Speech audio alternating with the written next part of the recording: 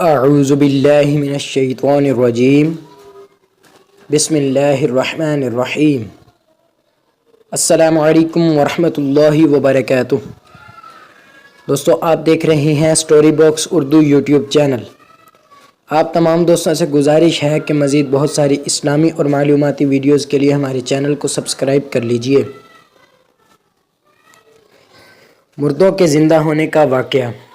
اس کا واقعہ یہ ہے کہ بنی اسرائیل کی ایک جماعت جو کہ حضرت حزقیل علیہ السلام کے شہر میں رہتی تھی، شہر میں طاعون کی وبا پھیل جانے سے ان لوگوں پر موت کا خوف سوار ہو گیا، اور یہ لوگ موت کے ڈر سے سب کے سب شہر چھوڑ کر ایک جنگل میں بھاگ گئے اور وہیں رہنے لگے۔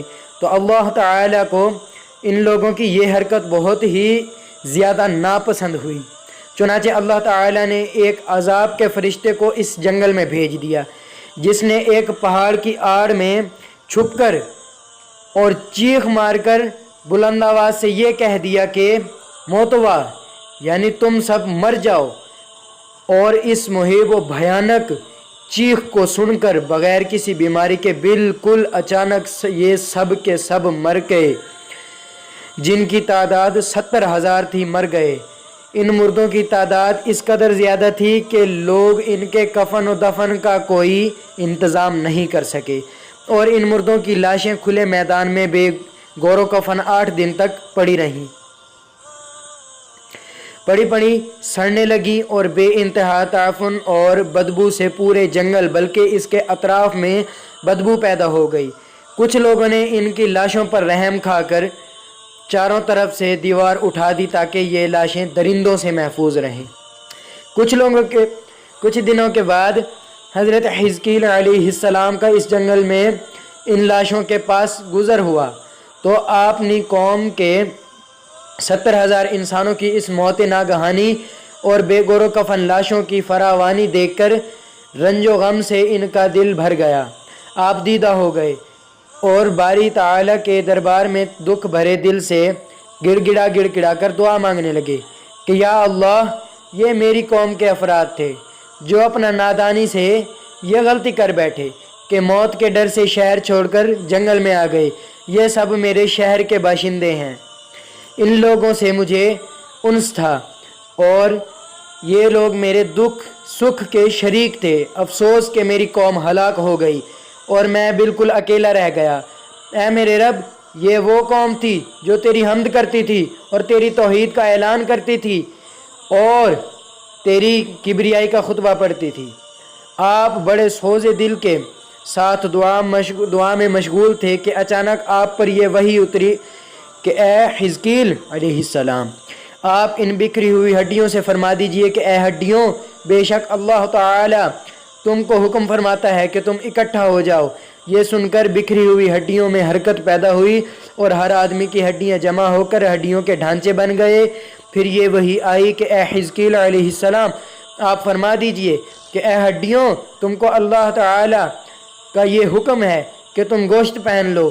یہ کلام سنتے ہی فوراً ہڈیوں کے ڈھانچوں پر گوشت پوست چڑھ گیا۔ پھر تیسری بار یہ وحی نازل ہوئی، اے حزقیل علیہ السلام، اب یہ کہہ دو کہ اے مردوں، خدا کے حکم سے تم سب اٹھ کھڑے ہو جاؤ۔ چنانچہ آپ نے یہ فرما دیا تو آپ کی زبان سے یہ جملہ نکلتے ہی 70,000 لاشیں دم زدن میں ناگہاں یہ پڑھتے ہوئے کھڑی ہو گئیں کہ سبحانک اللہم و بحمدک لا الہ الا انت۔ پھر یہ سب لوگ جنگل سے روانہ ہو کر اپنے شہر میں آ کر دوبارہ آباد ہو گئے اور اپنی عمروں کی مدت بھر زندہ رہے۔ لیکن ان لوگوں پر اس موت کا اتنا نشان باقی رہ گیا کہ ان کی اولاد کے جسموں سے سڑی ہوئی لاش کی بدبو برابر آتی رہی، اور یہ لوگ جو کپڑا بھی پہنتے تھے وہ کفن کی صورت میں ہو جاتا تھا، اور قبر میں جس طرح کفن میلا ہو جاتا تھا ایسا ہی میلا پن ان کے کپڑوں پر نمودار ہو جاتا تھا۔ چنانچہ یہ اثرات آج تک ان یہودیوں میں پائے جاتے ہیں جو ان لوگوں کی نسل سے باقی رہ گئے ہیں۔ یہ عجیب و غریب واقعہ قرآن مجید کی سورہ بقرہ میں خداوند قدوس نے اس طرح بیان فرمایا کہ पारा 2 सूरह बकरा आयत नंबर 243।